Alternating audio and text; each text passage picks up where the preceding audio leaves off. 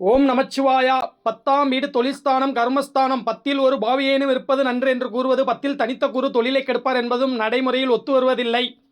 உபஜயஸ்தானம் என்கின்ற அடிப்படையில் 10ல் பாவிகள் இருப்பது நன்று.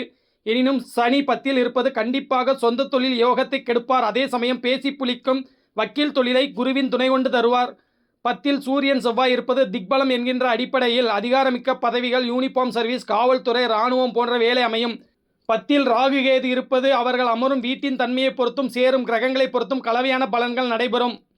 10ல் அமாவாசை சந்திரன் அமர்வது எந்த நிலையிலும் நல்லதல்ல, தொழில் வளத்தை பாதிக்கும். 10ல் தனித்த புதன் ஆடிட்டிங், கணிதம், சாப்ட்வேர் சம்பந்தப்பட்ட வேலையும். 10ல் பௌர்ணமி சந்திரன் நல்ல தொழில் வலு, திரவ பொருட்களால் நன்மை, கால்நடைகளால் நன்மை, விவசாயம், வெள்ளை பொருட்களால் ஆதாயத்தை ஏற்படுத்துவார். 10ல் தனித்த குரு சொல்லிக் கொடுக்கும் பணி, நிதித்துறை, நீதித்துறை வேலையையும்.